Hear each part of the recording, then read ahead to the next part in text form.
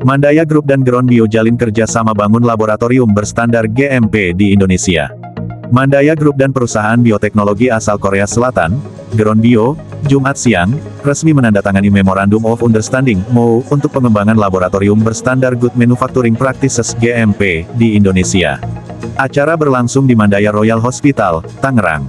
Penandatanganan dilakukan founder Mandaya Hospital Group, Edi Janto Widaja Taufik, dan CEO Groundbio, Lee Songune, yang didampingi tim Groundbio di Indonesia, Hur Yangsun Ayu, CFO Heris Salim, General Manager Hong Jung Hee, dan BR Mega Setiawati. Melalui hadirnya laboratorium berstandar GMP ini, Mandaya Group dan Groundbio berharap dapat membuka akses lebih luas bagi pasien Indonesia terhadap terapi sel modern yang sebelumnya hanya tersedia di luar negeri. Kolaborasi ini menandai langkah signifikan menuju penguatan teknologi kesehatan berbasis bioteknologi di tanah air. Fasilitas berteknologi tinggi ini akan menjadi fondasi bagi pengembangan layanan precision medicine, termasuk terapi kanker dan berbagai penyakit kompleks. Groundbio merupakan perusahaan riset yang berfokus pada teknologi terapi sel punca, obat berbasis sel, serta pengembangan imunoterapi. Melalui kerjasama ini, kedua pihak akan mengembangkan terapi inovatif menggunakan stem cell, terapi sel punca, dan terapi sel imun.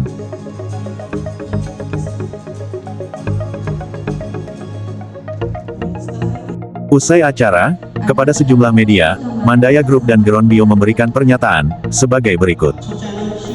Kita senang sekali bahwa kita bisa berkolaborasi dengan Jaron Bio dari Korea Selatan, karena itu sebenarnya kerjasama teknologi, sains dan teknologi, saling memperkuat lah ya, baik riset kita ke sana maupun riset mereka ke kita.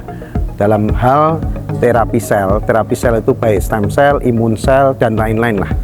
Bukan cuma stem cell ya, dan turunan-turunannya dan imun sel juga. Kerjasama riset, memproduksi juga ya, dan kami di sini kan sedang membangun bersama-sama dengan mereka adalah GMP Lab untuk produksi dan riset gitu ya. GMP Lab itu adalah laboratorium untuk baik riset maupun untuk memproduksi sel-sel tadi, sel stem cell maupun sel imun dan sebagainya bersama-sama dengan mereka. Kedepannya saya kira itu sangat prospektif sekali, karena di dalam hal terapi pengobatan itu banyak sekali metodenya ya, yang kita sudah kenal kan obat-obatan ya. Tetapi in the future, di masa depan itu lebih banyak bukan kayak konveksi SML gitu ya, baju itu ya, tapi lebih dedicated pada precision medicine, pada manusia itu sendiri. Jadi kita bisa menggunakan sel dia untuk ngobatin dirinya dia. Tentu selnya harus diolah, gitu ya, diolah untuk bisa ngobatin dia sendiri. Dan itu adalah kekuatan kami berdua ini di dalam mengembangkan terapi-terapi seperti itu. Ya. Banyak sekali ya, terutama yang degeneratif ya. Degeneratif itu bisa saja gangguan metabolisme seperti tadi dikatakan oleh Prof. Kenny, yaitu misalkan diabetes ya. Juga bisa untuk ortopedi ya, bisa untuk yang sifat skin ya, kulit juga bisa, neuro juga bisa, dan rasanya hampir banyak sekali lah yang kaitan sama pengembangan dari terapi sel dan gen ini ya. Dalam perkembangannya masyarakat menerima stem cell itu gimana? Nah, Stem cell di Indonesia ini masyarakat menerimanya gimana? ya ini menjadi PR kita Pak, karena selama ini stem cell diidentikan dengan menjadi lebih muda, ya kan? Menjadi lebih cantik, lebih glowing dan sebagainya. Itu kosmetik. Awal-awalnya demikian, tapi sebetulnya stem cell sendiri itu bukan untuk itu saja, ya, bukan untuk terapi itu, tapi terapi sifat regeneratif dan penyakit gitu loh. Kita bisa lakukan gitu. Nah ini yang sangat perlu edukasi masyarakat secara luas mengenai persoalan terapi sel ini, ya, baik stem cell maupun sel imun ya bisa digunakan. Kanker sangat. Jadi gini, sekarang sedang dikembangkan, contohnya misalkan tumor infiltrating lymphocyte. Ya, jadi kalau orang itu kena kanker, itu sebetulnya pasukan di dalam tubuh kita yang namanya T-cell itu sudah ada di dalam, tetapi nggak cukup banyak Pak jumlahnya, nggak bisa menyerang gitu. Nah, yang dilakukan adalah diisolasi T-cell itu, di luar tubuh kita diperbanyak Pak, proliferasi banyak dalam bentuk miliaran, masukin lagi ke tubuhnya. Nah, itu salah satu contohnya. Terus ada lagi contohnya misalkan untuk terapi kanker darah, ya apa yang disebut sebagai CAR T-cell yang sedang dikembangkan rame-rame di seluruh dunia lah Pak, termasuk di Indonesia. Karena apa? Kanker darah tidak dikenali oleh T-cell. Ya, kemudian caranya gimana? Ternyata di dalam sel kanker darah itu ada reseptor khusus, ada maksud antena khusus lah, sederhananya ada antena. Nah, kemudian T-cell itu nggak ngenalin. T-cellnya kita bawa keluar, kita edit gennya, sehingga dia bisa mengeluarkan reseptor. Makanya disebut CAR T itu chimeric antigen receptor T-cell. Sehingga nanti dia bisa ngenalin, tek nempel ke sel kankernya, bunuh dia punya sel kanker. Nah, bagaimana di luar negeri? Sudah ada Pak.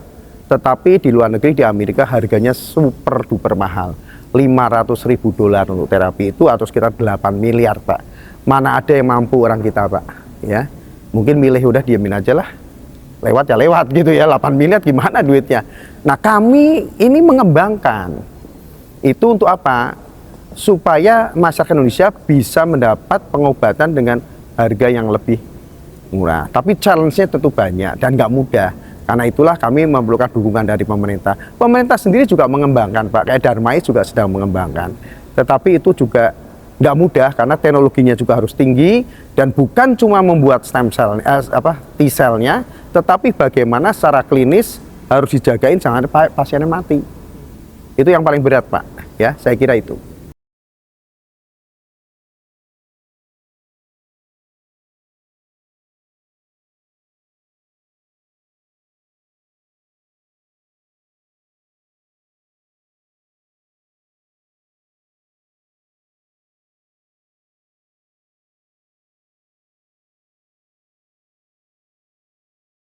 Kalau dari Geron, kenapa pilih kerjasama sama Mandaya? Karena kan ada beberapa tadi yang mengembangkan stem cell.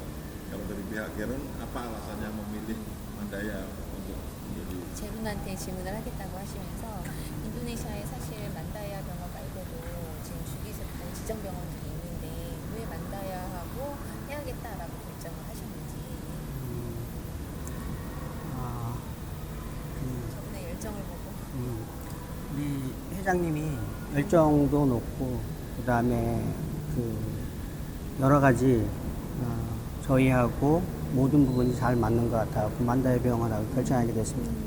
Yang pertama sebenarnya alasannya waktu kita pertama kali ketemu sama Bapak Edi yang kami sangat menghormati antusiasnya luar biasa yang beliau terhadap untuk pengembangan medikal untuk bisa kontribusi terhadap masyarakat. Itu yang satu-satunya yang pertama kali kami sangat terharu yang benar-benar ingin kerjasama dengan Mandaya. Ya mungkin ada tambahan juga bahwa yang lain, produsen lain itu nggak punya rumah sakit Pak. Betul. Kalau kami ada rumah sakit. Jadi untuk uji coba kan di rumah sakit. Betul nggak? Nggak bisa di klinik gitu loh. Nah ya kurang lebih begitu ya. Kalau dari Geron berikutnya akan apa lagi kerjasamanya? Ada lagi? 앞으로 어떤 분야에 있어서 그 업무를 같이 확장해서 진행하고 싶으신지. 저희가 가지고 있는 그 이민유셀, 그 다음에 줄기세포 치료 관련해서 저희가 가지고 있는 기술적인 거를 모든 것을 소프트하려고 하고 있습니다. Alasan pilih boleh diartiin dulu. 아까 그 말씀하실 때 여기는 GMP도 있고 병원도 있다고 얘기를 하셨거든요. 같이 한번 얘기해 주시면 좋을 것 같아요. 자, yang ini saya duluan nih. Ya, boleh dijelasin tadi. Karena kalau yang untuk kami juga memiliki yang teknologi yang kami kembangkan sendiri, tapi Mandaya juga selama ini yang banyak untuk hal yang sudah dikembangkan. Jadi bagian untuk baik imun sel atau untuk stem cell yang berbagai macam yang selama ini yang kita kembangkan, semua kita berharap bisa bawakan ke Indonesia dan bekerja sama dengan Mandaya. Dan apa alasannya tadi beliau mau tambahin GMP하고 병원도 같이 있었기 때문에 이런 구체적인 파트너가 없는 것 같다는 거 한마디 해주시면. 만다야 병원은 병원도 가지고 있고, 그 다음에 GMP 시설도 갖고 있고, 그 다음에 셀에 대해서 이해도가 너무 높기 때문에 저희 회사하고 너무 잘 맞는 것 같습니다. 그리고 리서치 팀하고 아까 메디컬 임상 팀도 같이 예, 그 리서치 팀, 그 다음에 임상팀도 같이 있고 여러 가지 모든 부분에서 잘 준비가 되어 있는 병원 그룹이라고 저희는 생각하고 있습니다.